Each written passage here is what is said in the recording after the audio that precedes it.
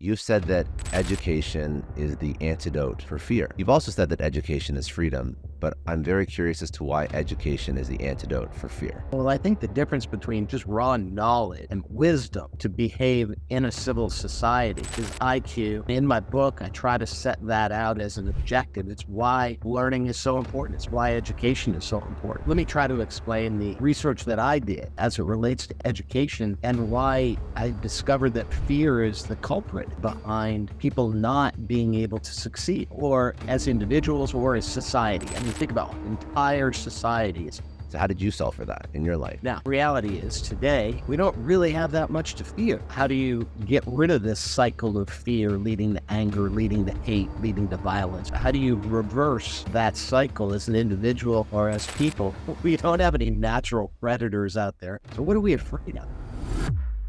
Welcome to Success Story. I'm your host, Scott Clary. The Success Story podcast is part of the HubSpot podcast network. HubSpot is a huge supporter of the show. I'm a huge fan of HubSpot, not just because they support the show, because they support entrepreneurs. And if you are an entrepreneur, you have some problems that a lot of entrepreneurs have. Productivity. And it's not a secret. It's nothing to be ashamed of. You're not the only one that has this problem. And why do we have this problem? Well, all the tools and the tech that we're using, they're massively overcomplicated. We have tons of time-consuming tasks. Our teams are not getting the information they need to close the deals, connect with customers, whatever it is. As entrepreneurs and our teams, we all have productivity problems, but HubSpot's customer platform truly helps. It was built to save time and make your job easier so you can get back to building your business. No more hours wasted on time-consuming tasks. No more chasing down prospect info if you're trying to close someone. No more one system for this, another system for that. HubSpot can help you find leads, reach prospects, deliver the insights you need to convert them to customers all in one place. Plus, HubSpot AI can literally do more work for you so you can focus more on scaling your business because HubSpot knows you have massive growth goals and they're here to make your productivity problem go away. Visit HubSpot.com to learn how they can help you grow better.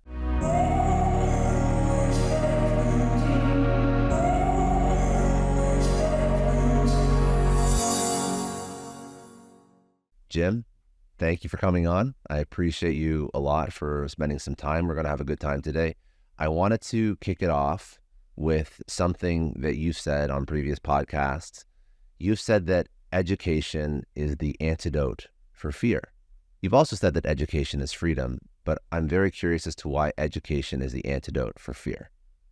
Sure, let's just start it off with something light, like fear and Well, listen, I dive in and we'll get light. Don't worry, we'll get light. But that is, listen, I need that like mic drop moment at the beginning so like people listen and that. It's early morning. We're talking about fear. No, let's let me try to explain the the research that I did as it relates to education. And why I discovered that fear is the culprit in so many cases behind people not being able to succeed, or as individuals or as society. I mean, think about entire societies that have crumbled. And if you dig into the reasons why, fear often is the reason. They've just imploded from within.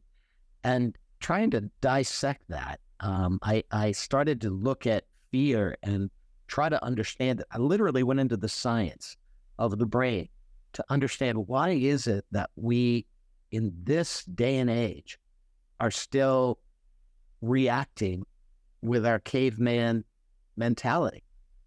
And it literally goes all the way back to the fight or flight nature that we have that's in our brain that protects us from danger, so that if a lion was to approach, we would be afraid and we would either be prepared to fight that lion or we would run fast enough to get away.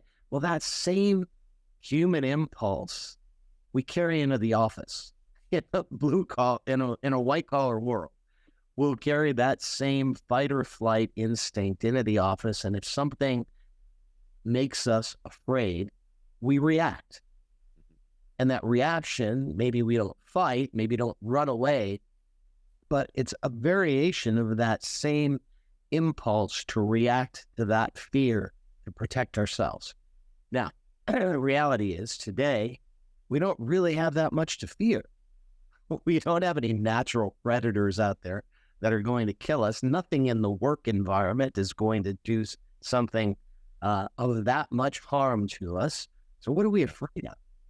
So I try to dig into that cause of fear, and I have this way of trying to simplify things.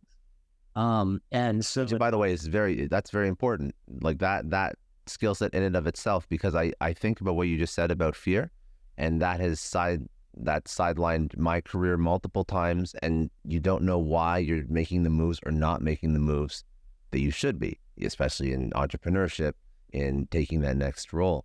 And that's why that is why I love that one-liner, like the antidote to fear is education, because you're solving that problem that a lot of us can't even articulate.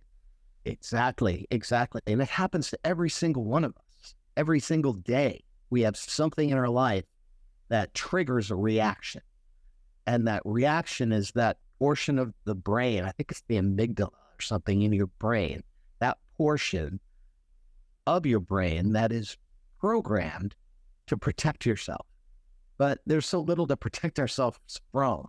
Yet it triggers an overreaction, and it comes out in behavioral ways that are generally not good for us, because that reaction then triggers a reaction with another person or an entire group of people, and we end up in a very bad situation. We sometimes derail our career, or as I said, societies can derail their whole society. A democracy can implode as a result of fear. If you go back to FDR's inauguration speech, the only thing we have to fear is fear itself.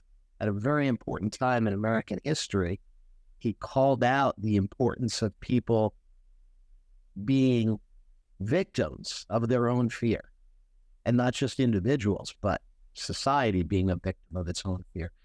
So yeah, it's that portion of our brain that triggers it. So as you mentioned, simplicity is so important. So I try to break things down into super simple terms so I can understand this. In the course of writing the book, I was puzzling over, why do I react like that? Why do people around me react like that? And I remembered going back as a kid, you were afraid of all kinds of things. And what would you do? You'd call mom, and mom would come in, and mom would turn on the light. And when the light came on, you discovered there's nothing to be afraid of. There isn't a monster in the closet. There's no boogeyman under the bed. Even though I was convinced there was a monster in the closet. But you turn on the light in the closet, it's no monster, right? Well, in the simplest fashion, that's what knowledge does. Knowledge is the light. You turn on the knowledge, and you discover there's really nothing to be afraid of, because now you understand. It's not really knowledge that conquers the fear, it's understanding. Well, knowledge leads to the understanding, and then understanding is what then helps you eliminate fear. You eliminate the fear, you eliminate the anger, you eliminate the violence. I actually went back to the Greek philosophers and found a wonderful quote that I discovered Yoda used in Star Wars.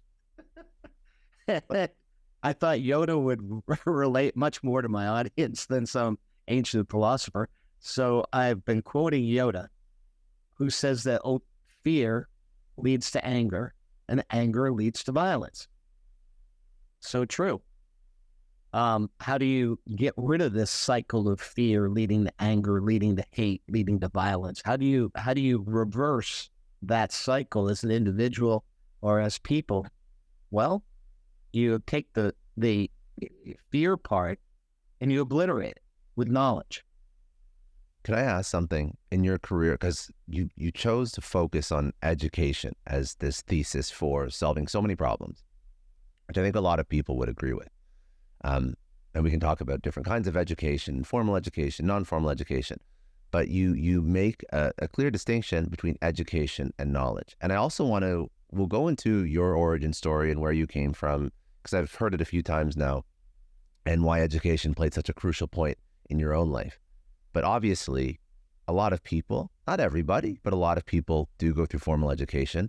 a lot of people still have a lot of fear. So how do you solve for that knowledge gap that eliminates the fear? Because most people that have formal education do not end up as CEOs of F500 companies.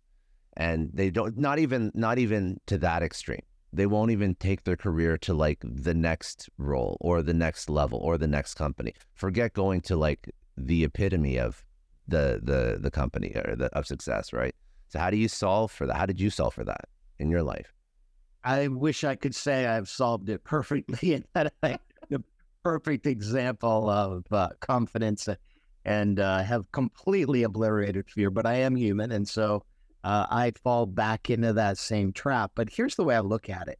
I tried to understand this concept because you look through history, it's littered with examples of really intelligent people doing some really stupid things. Mm-hmm. And it's hard to understand. I even today, I puzzle over where we are in the world when we're still in this day and age, in this modern age of technology and reason and logic, that we still are blowing each other up with tanks and rockets and bombs. It's mind-boggling to think that we as humans can't rise above that level of having to solve problems with military interaction. Now, it's real, but it's kind of mind-boggling to think about it.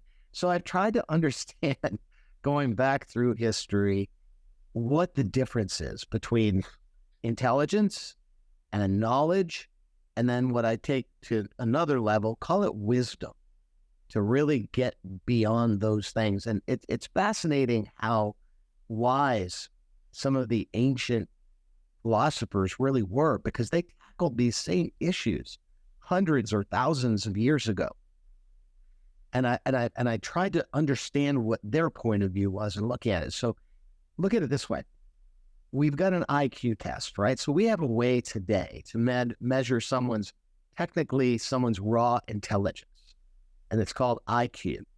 And then not long ago, somebody came up with a way to measure it. They said, well, intelligence alone isn't enough. There's something called EQ, right? The emotional quotient that measures someone's ability to perhaps moderate their reactions to some extent. And so IQ plus EQ, think of that as knowledge. Okay, I've got enough knowledge that I can survive in society without imploding and making a complete fool of myself. And then you still get people with IQ plus EQ still doing some things that make you pause and you say, well, I don't understand. Why does this person think that way or behave that way? Well, then there's something in the book, I addressed this issue of why learning. And it's things like collaboration, because we have to work with others. It's things like cultural literacy, being able to understand other cultures. But then the most important element of the why, I think, was character. So character is that integrity. Can I trust what you say to be true? It is humility. Are you confident enough that you know you have more to learn? Which is my definition of humility. Compassion for other people. Yes, you want to be free, but are you going to sacrifice the freedom of others for your own freedom? You're in a collective society. So those are the elements that I call character. And it's that, go back to that formula, IQ plus EQ. All right, if that's knowledge, well, I think the difference between just raw knowledge and wisdom to behave in a civil society is IQ. You have to have some basic level of intelligence. EQ, you have to have some emotional quotient, some emotional capabilities to negotiate and navigate in this world. But then IQ plus EQ plus CQ, you bring in that character quotient, then I think we have people with true wisdom. And so in my book, I try to set that out as an objective. It's why learning is so important. It's why education is so important, because it's not just about learning science or math. It's all about also learning how to navigate in this world with other people. So I think that what you're unlocking is the need for this lifelong attitude towards learning. And I think that what a lot of people end up fumbling is they stop learning after they finish high school, college, university, grad school, whatever, even PhD. But then there's this mark between I've finished my education and now I'm going to go into the workforce or do my thing. And I'm going to basically shift how I view the world. Now I'm just operating in the world. I'm no longer consuming as much at the frequency that I was. And I'm not doing it purposefully. And this is not a hard and fast rule. I mean, I think a lot of people do try and continue to learn, and those are probably the ones that end up building companies, end up being CEO of X, Fortune 500, Fortune 1000, anything. You're the ones who rise to the top. When you look at even your own career, how has education, ongoing learning really changed the trajectory of what you've been able to do? Oh, I've got a great analogy for you. Yes. I love analogy. Well, it has changed that. It has changed that trajectory. I credit virtually everything in my career trajectory to my lifelong learning, my continued willingness to learn and adapt and learn more. But here's my favorite analogy. As you can see in my background, I'm a aviation nut. I'm a pilot. I love to fly. And learn to fly is very. You have a nice hangar too. I saw the video. You have a hangar. You have a couple toys there. That's good. Yeah, it's a lot of fun. It's some people like some kind of toys. I like airplanes and different kinds of airplanes. An old bush plane, military, World War II aviation trainer. It's fabulous privilege to be able to do that. But here's what I learned really early when I learned to fly. Excuse me, you train for 40 hours basically to get a pilot's license. And at about 20 or 30 hours, your instructor will say, okay, now it's time to solo. And they turn you loose in this aircraft.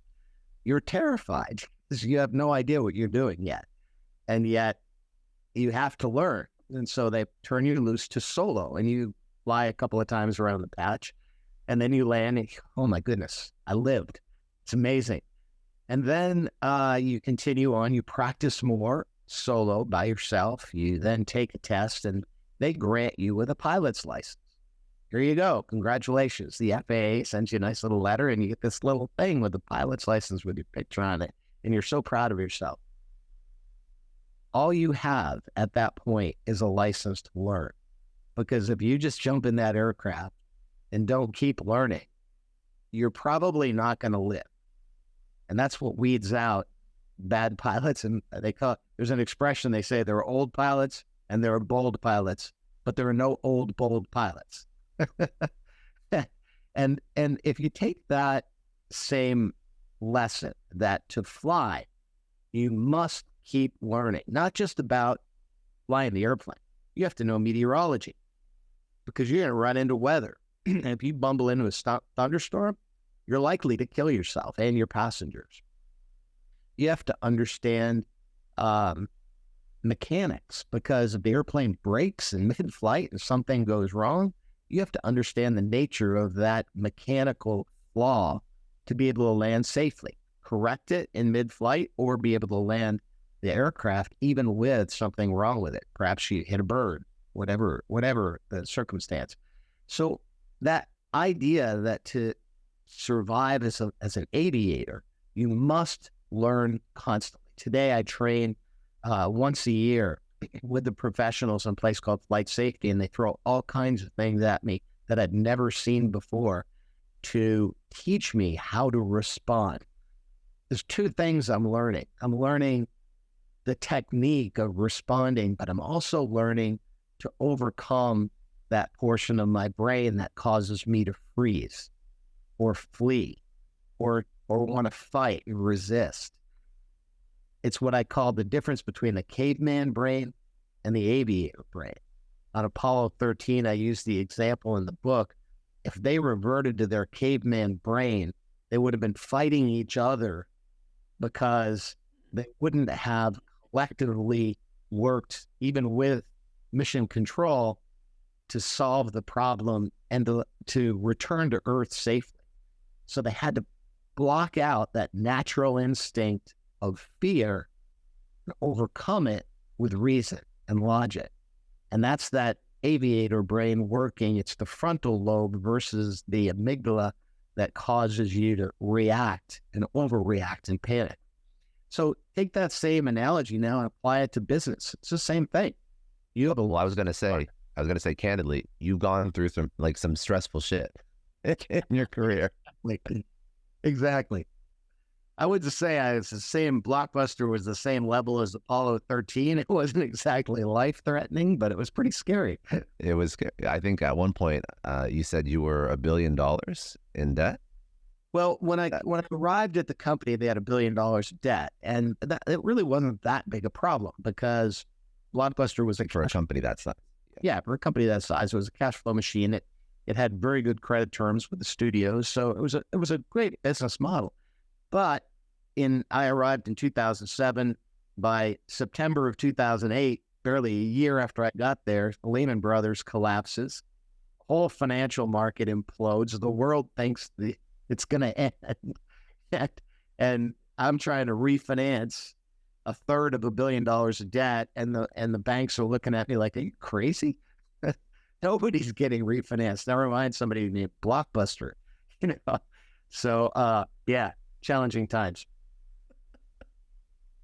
I want to learn just like a little bit more. We'll go back to this. First of all, this is a great little spiel on education, and we're going to get back there in a second, because I think obviously this is where you focus most of your work. But I just want to understand a little bit of your origin story, and maybe some of the things that sort of formulated or formed how you think, how you work, how you operate.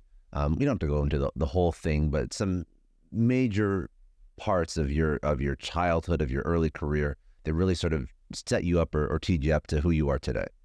Yeah, sure. Well, I was really, really fortunate growing up because I was dirt poor. What? Yeah, and I had a whole host of horrible things happen.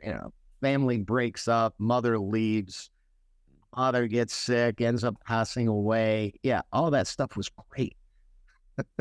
and I'm kind of being facetious, but I'm serious in a way, because all that crap that I had to face as a kid and adversity built into me a resilience that made me realize, okay, all this bad stuff's happening.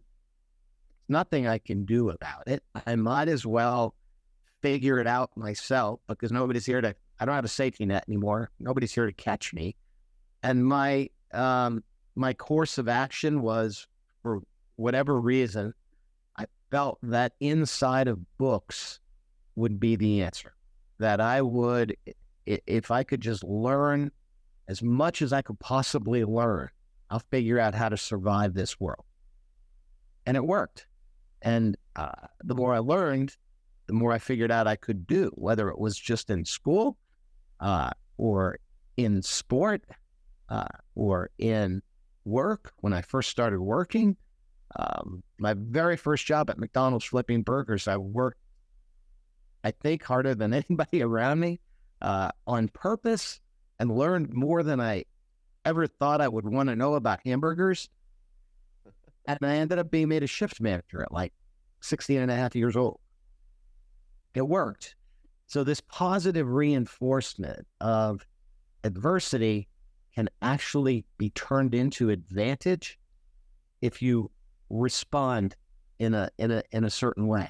So when you look at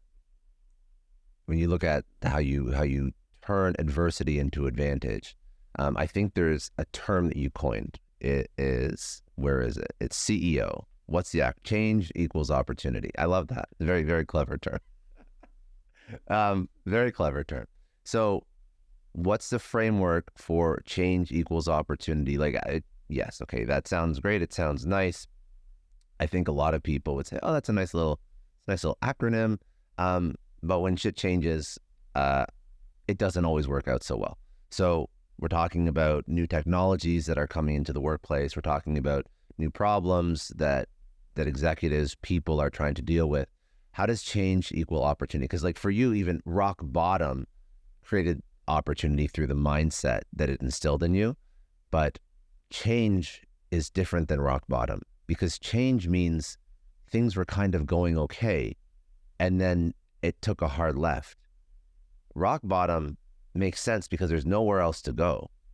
But change is like we had it figured out for the past 5-10 years, and then all of a sudden we don't have it figured out anymore. And I think that screws up a lot of people. So how does change equal opportunity? It screws up a lot of people, but if you think about what change represents, the core of all commerce starts with change. Somebody needed something, and it was a change that occurred in some. So it may have been somebody invented fire or the wheel, and somebody else said, "Oh, that's bad." And imagine the first guy out there, the first caveman that invented fire. And somebody else, his wife probably said, "What are you, crazy? You're going to burn our little hut down." Yeah, but look what I can do with this fire. I can create something. And it may be that maybe fire came from a lightning bolt that hit their house and burned it down. And they said, "Oh, look at that. We can actually cook this buffalo on fire now, and it tastes better." I'm being facetious, but Of course, I know.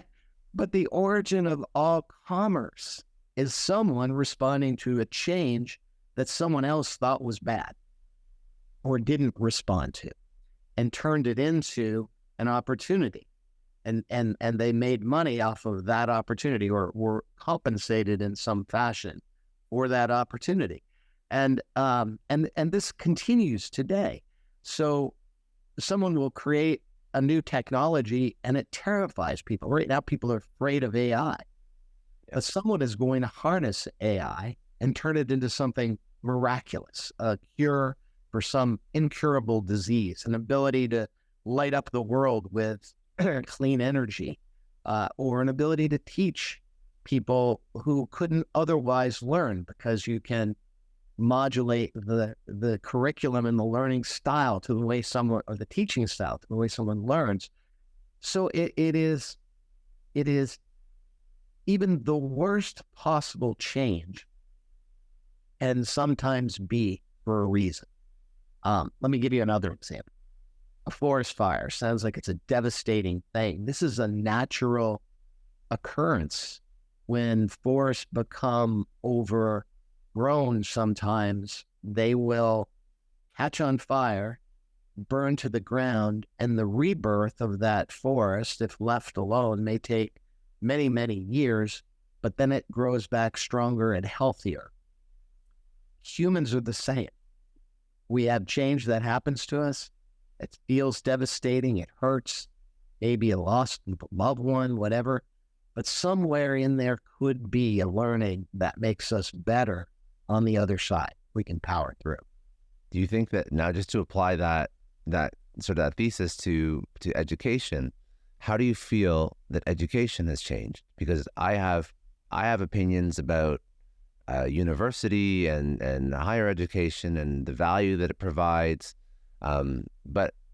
And I know that a lot of people still, I mean, I went to university, I got my MBA, so I'm not really one to talk. So I've never dropped out and built something like a lot of the Stanford grads or whatever, or the Stanford dropouts. But how do you think education has changed? When you say education, what version of it are you referring to? Is it self-education, autodidact, where you're going on YouTube? Is it going to formal school? Like, just talk to me about what education should be from your perspective for somebody who is in high school right now. Well, first of all, the accumulation of knowledge is the most important thing. So forget how you get it.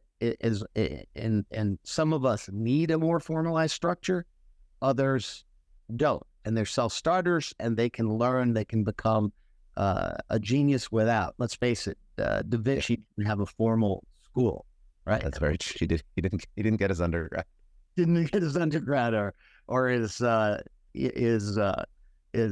engineering degree, but Yeah. he was able to accomplish, right? And so learning is the first most important thing. But there is a really, really dangerous narrative that's going on right now because we are evolving. Education is evolving.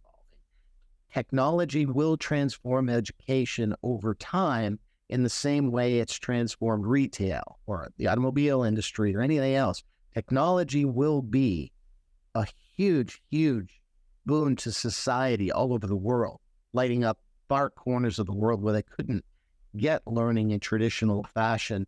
They will with technology. Now, here's the problem. We're in this evolutionary phase. So if someone leaps too quickly, and believe me, I'm one of those guys that tends to be ahead of trends. I was a little early, perhaps, with Blockbuster. We bought a streaming video company before Wi-Fi was able to stream. We were ready to go, but we were early. I've had a lot of those circumstances. The same applies to someone who says, I don't need to go to college. I can learn everything I need to learn from YouTube. Well, maybe that's true. But until technology comes up with a credentialing system and a measurement system for how much knowledge one is able to accumulate without the formalized structure, that entrepreneur that drops out of school at some point has to raise money.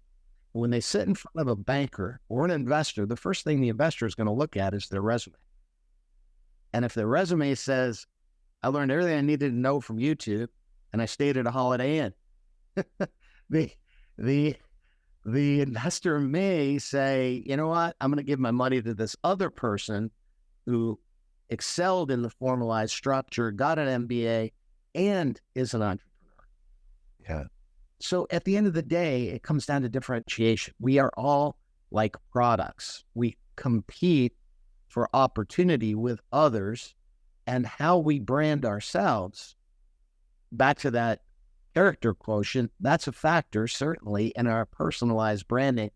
But our credentials, where we went to school, how we did in school, those things are also not critically important, but in today's the practical reality of today's world, they're still pretty important. I just want to take a second and thank the HubSpot Podcast Network for supporting Success Story. We're part of the network. If you love podcasts, the HubSpot Podcast Network has other incredible podcasts like Entrepreneurs on Fire, hosted by John Lee Dumas. Entrepreneurs on Fire is one of the OG entrepreneur podcasts. It really stokes inspiration, shares strategies to fire up your entrepreneurial journey to create the life you've always dreamed of. It has unlimited energy, value, and consistency. The podcast is truly for anyone who wants to learn more about entrepreneurship. If you like fast-paced, packed with value stories, this show is for you. John brings on great guests. He speaks about failures, aha moments, what's working for them currently. If you love podcasts, go listen to Entrepreneurs on Fire wherever you get your podcasts. You know what I think we're doing? I think that we have, like, we put these people that, this one entrepreneur that dropped out of school or university or college, we put that person on a pedestal, and then we're like, you know what? That's going to be us. And chances are, like, no offense, chances are that's not going to be most people. Now, I think that I also believe that some school is overpriced. I believe that some school creates massive amounts of debt. I think formalized education is good for the right reasons, but I don't think that $100,000 per year is required. So you see what I mean? It's good if it could be a little bit. I'm Canadian, so I never paid $100,000 per year for college. That to me is like postgraduate stuff. If you wanted to go to law school or med school, fine. But for undergraduate, like sort of like getting like the basics down, it shouldn't be that expensive. So it's a tough balance you have to strike, because some people, I don't think it's smart to go into massive amounts of debt. But then what do you do? Because are they going to respect a degree from like a second-rate college that isn't 100,000? I have no idea. I'm not American, so I've never played this game or this system before. But I'm curious, like, if you were going to give advice to, say, your son or your daughter, what career path? and assuming that they don't have scholarships, where would you say they should go? What's like the best outcome for debt versus network versus actual education, and all the other ancillary benefits that you do get when you're in like a formalized educational setting?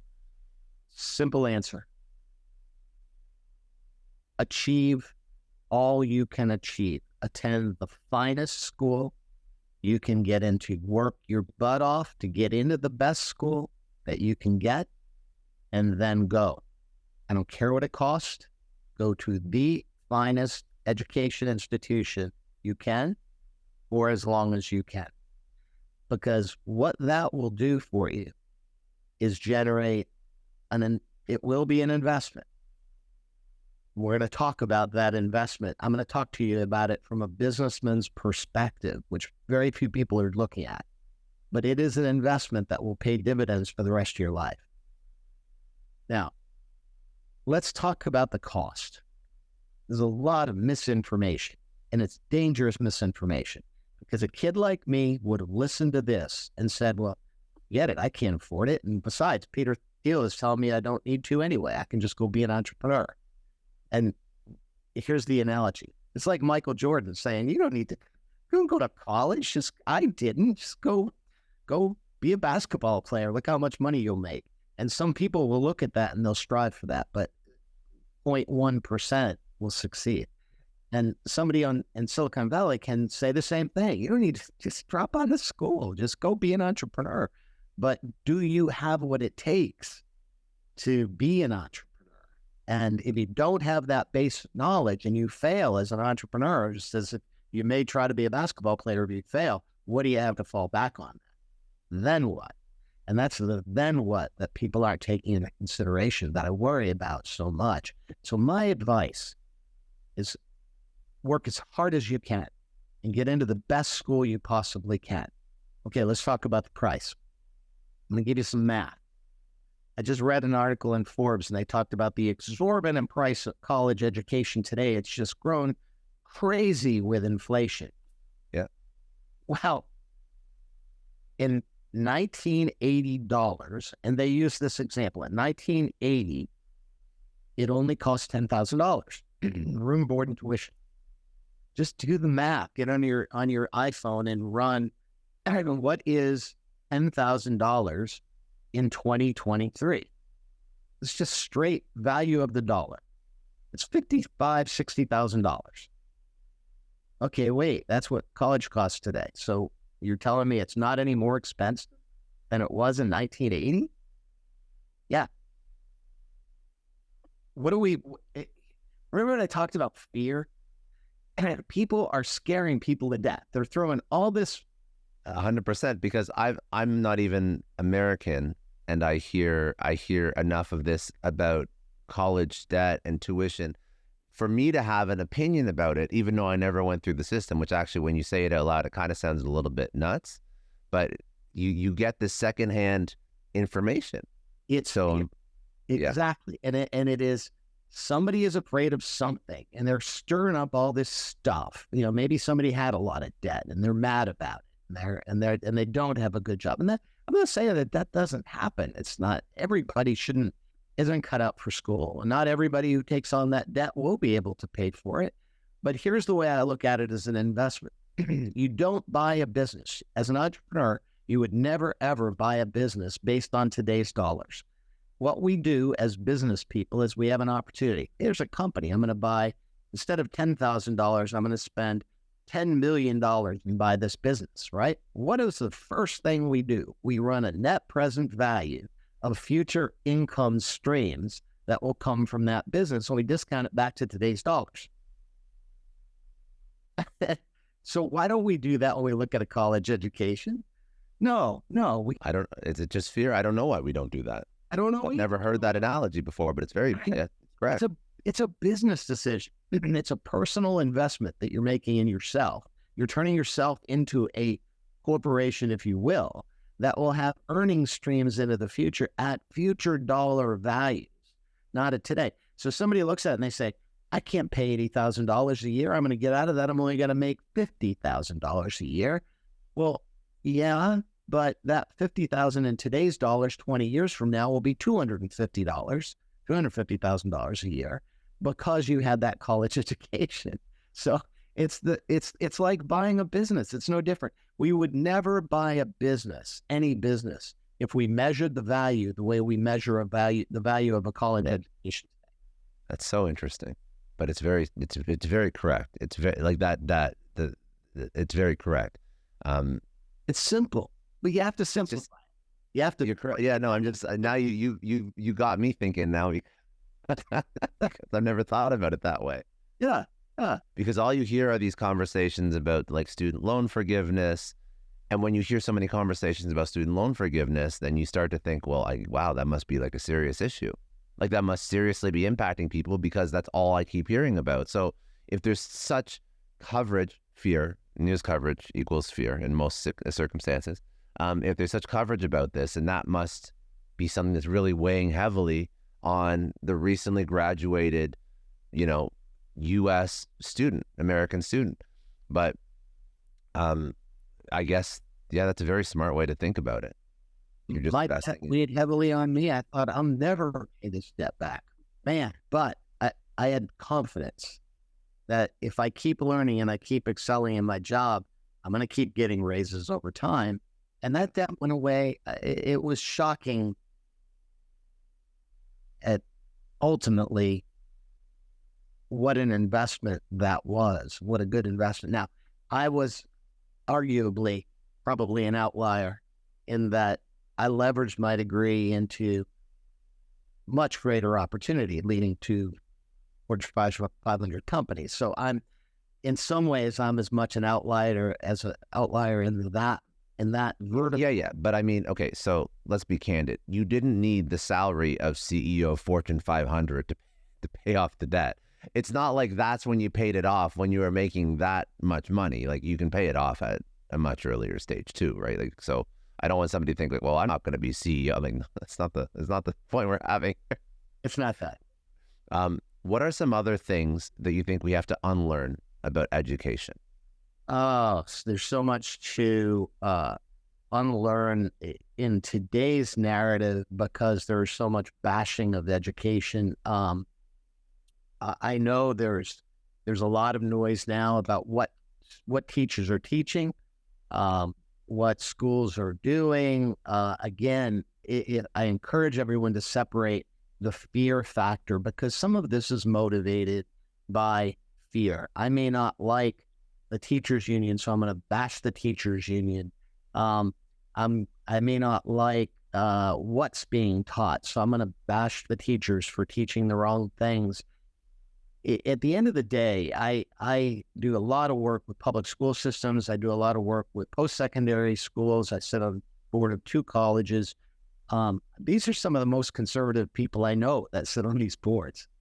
And the idea that they would foster an environment, not just condone, but foster an environment to try to change the minds of young people is mind-boggling. I look at it and I say, what are we afraid of? I think we're teaching people how to think. And that's the idea. That is the idea. In teaching them how to think, we're going to cause them to question certain things. Yet when they question them, then we recoil from that and are afraid of what they're being taught. But that is the way that you should, that is the most useful thing, in my opinion, that I actually got from my formal education. It was critical thinking. Exactly. That's what I got from it. Yeah. Thank you. There's a whole chapter in my book. But if you think of where we are as a polarized society, we're encouraging critical thinking, right? In school. That's the idea. So think of this as a bell curve, and you've got the extremes on both ends of the bell curve. And both of those extremes, when you have true critical thinking, are going to recoil at what the response might be. It could be from the left or the right. They'll recoil from it and say, oh my gosh, what in the world are we teaching them? Well, we're teaching them to think. And that's what's often missing in this equation. So again, it just, comes back to this idea of what in the world are we afraid of? It's very interesting because I've noticed a trend with even young families because I'm at that stage in my life where we have friends with kids and growing up, homeschooling was like never even a thought. That wasn't a thing. But now I hear that more and more and more that people want to homeschool because they're so scared of the education system. And when I was a kid, I mean, my mom would look at me like I had three heads if I said I want to be homeschooled. Like she'd be like, what are you talking about? Like, shut up and get on the bus. Yeah, Go. exactly. So it's definitely I understand where you're coming from. I understand why you want to sort of fight back and why you focus on education now, because you see a world filled with fear. It's filled with fear. I mean, your example's a great one. I had an assistant I was interviewing, and we were talking about the book, and I said a big part of your job is going to be this book called Education is Freedom. And she said, well, I hope it's okay that I didn't go to school. I said, yeah, it's everyone has a choice as long as you're learning and able to do the job. I'm happy, but I hope you'll continue learning. And she said, oh, no, I believe in education. I believe in it so much that I pulled my son out of high school. And I said, what? She said, yeah, I didn't like what they were teaching him. It was scaring me. They were teaching him crazy things. And I felt that he was being indoctrinated and et cetera, et cetera. And so I said, well, what's going to happen? And she said, well, I'm homeschooling him. I said, okay, but is he going to be able to get into college? And she said, no, he didn't really care about college. Okay, is he getting to play sports? Homeschooling him, he's going to miss out on football and baseball and things like that. It's just, well, yeah, but there's a trade-off. And it was, for me, really hard to hear because I think about that young person and what they'll miss, what the opportunity they'll miss because they lack that, the collaboration that they'll get, the community that they'll get in that school environment. And it was triggered purely out of fear, sadly. It's sad because, well, I was going to say it's sad because this is very interesting because the people that are pulling their kids out of school or saying that colleges are too woke and I don't want to send my kid to this college, whatever, all of these decisions and ideas are technically being pushed by people who probably went to college and went to high school. And I don't think anybody, regardless of what you believe, really can say with complete certainty that the end result of a child that did not have that exposure. Like, that's an experiment. It's basically an experiment, and you just hope for the best because nobody's ever really gone through this to any degree. I mean, again, those Stanford dropouts, those are not the norm. Those are brilliant people that had the intersection of smarts plus timing plus luck. And yeah, fine, they built $1 billion company. You know how many dropouts did not build $1 billion company? I would say like 99.99999% of dropouts did not build $1 billion plus company. So where it's a whole experiment. I mean, life is always, this is the first time anyone's ever really done life, so they don't really know. But I don't think we really understand the repercussions of completely uprooting a formal system that's been entrenched in society for so long and what the end result of that person's going to be. Yeah. So it's back to that practical bit. Be practical. Yeah. In today's environment, we need that credentialing. We need that formal structure to some extent. Homeschooling is great, but my encouragement to friends is use homeschooling to supplement the formalized education, not to replace it, at least for now, until we have better technology solutions. And we will down the road. There will be ways that you can measure, you can credential, et cetera, with technology that we don't have today. But I want to go back to your point because I think this is the ultimate irony of all. Remember, I am a child of the Vietnam era. I grew up in a world where people were protesting, they were burning flags, they were doing all of this stuff. And I was scared. I wasn't doing any of that stuff. I was afraid. I was scared to death. I'd get in trouble for it. And I couldn't afford to be one of those protesters or do all those things. But I saw it and I lived it. And half of it was silliness. I remember moratorium day, everybody walked out of school. Well, none of these kids really cared about the Vietnam War. They were kids. They were high school kids. I mean, not none of them. Some of them did, but everybody walked out of school. Most of them just walked out of school because they got a day off, right? Yeah. And now, dial forward. Oh, wait. And the adults back then, this generation's just falling apart. They're drugs, they're pot smoking, hippie freak, long-haired, ne'er-do-wells. This generation's just a mess. Now, those same kids that were long-haired, pot-smoking hippie freaks are now the conservatives screaming about indoctrination in the schools and all the terrible things that students are doing today. The same kids. They grew up, they got money, they became conservative, and they're now appalled at what's going on with young people. So we have to take a little bit of this with a grain of salt. It's fear. It is fear.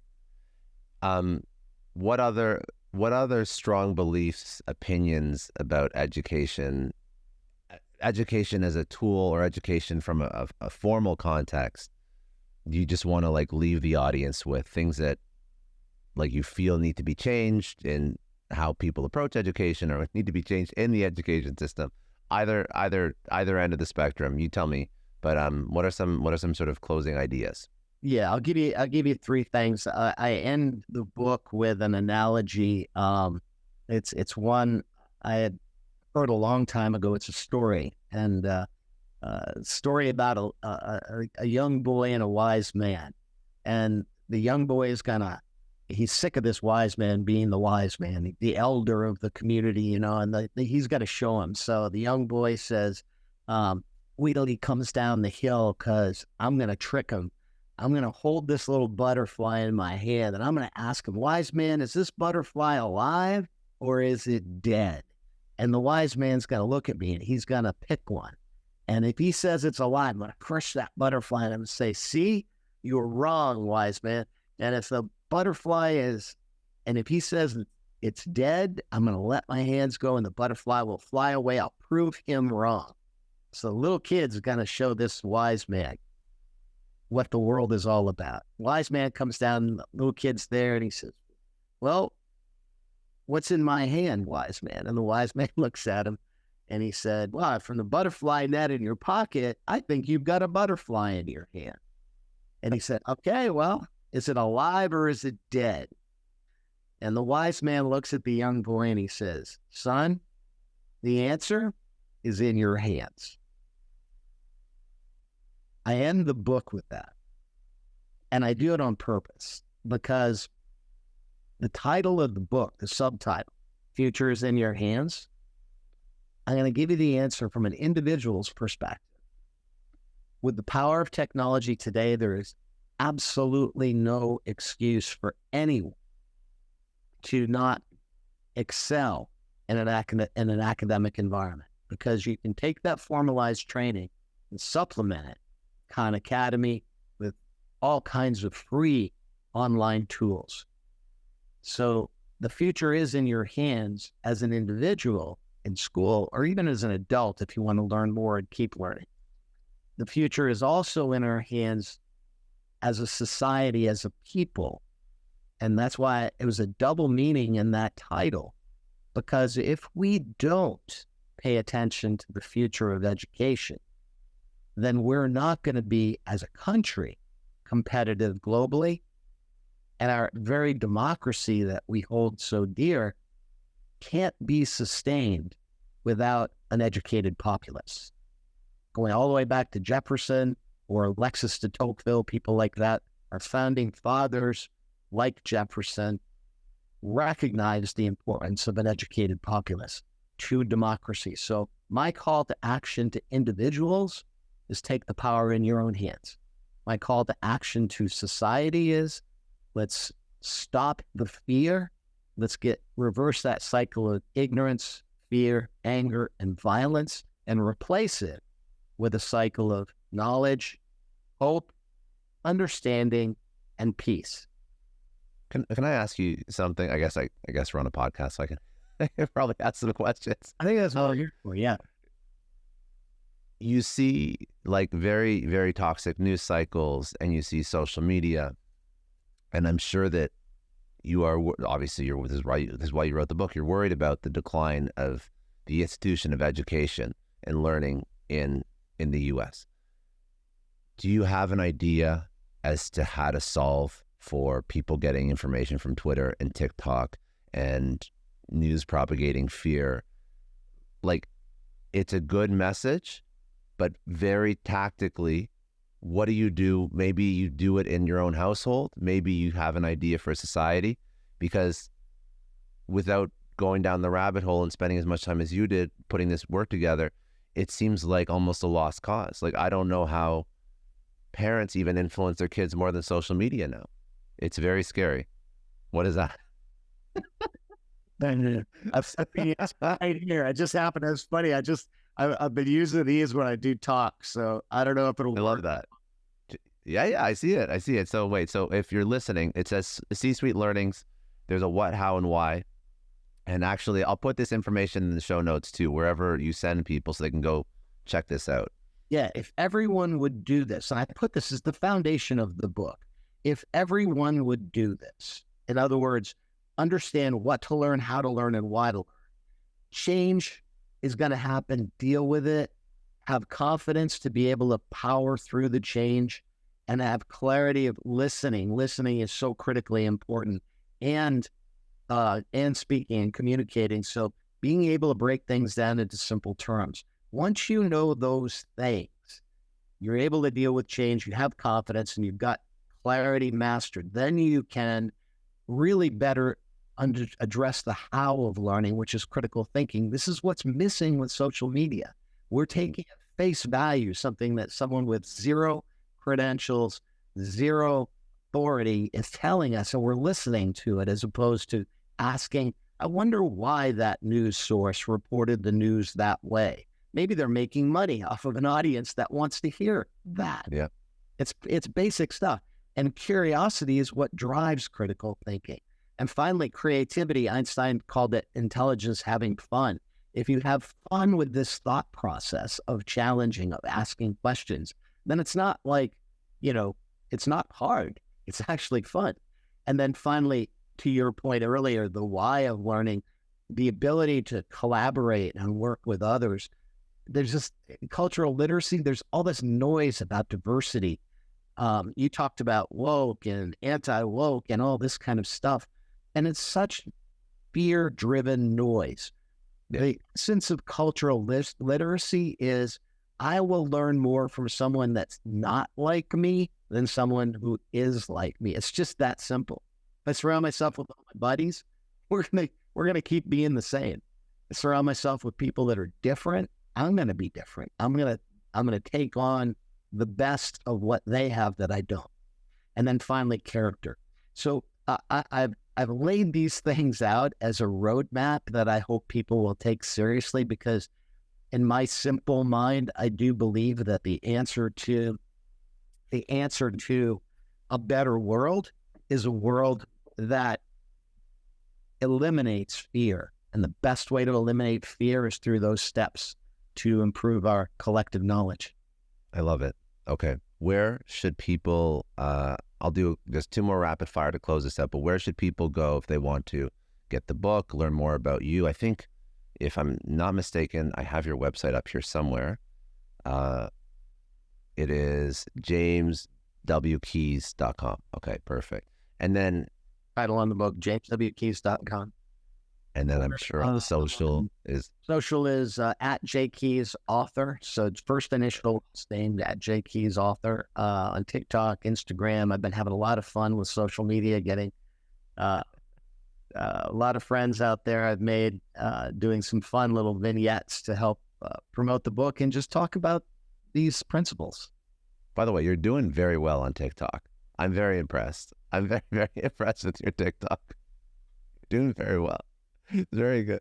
I have my own little TikTok Yoda. She's 22 years old and she's a genius. She's amazing. Yeah. No, it's good. I mean, also Instagram is awesome as well, but a lot of people miss the mark on TikTok. It's very hard to figure out. So you're doing very well. That's fun. But I've been having fun with it. I'm learning, you know? Yeah, exactly. That's the thing. That's the thing that people don't get, right? Like this is like a forever principle, right? You did it with the book. You're doing it with your social. You've moved on to like the next season of your life, and it's like you dive in like it's day zero again in whatever you're trying to figure out. And it's fun. And it's really a lot of fun. That's the thing. Okay, last two to close this out. What would be one lesson that you would tell your 20-year-old self? I would simplify it because my 20-year-old self wouldn't be listening. So I would take it right down to, what are you afraid of? Stop being afraid. Replace fear with understanding and knowledge. And you will replace fear with hope if you can do that. And the sky is the limit. You can accomplish anything you want to do. It's just a matter of time and effort, putting in the time and learning. At this stage in your career, had massive career success, personal success. What does success mean for you? Freedom. I answered a TikTok question. A friend named Gabe, who was doing a little vignette with me, and he started out with, how much money do you make? And I said, I make $1 million worth of freedom. And I got all kinds of comments. What a knucklehead. What does that mean? $1 million worth of freedom.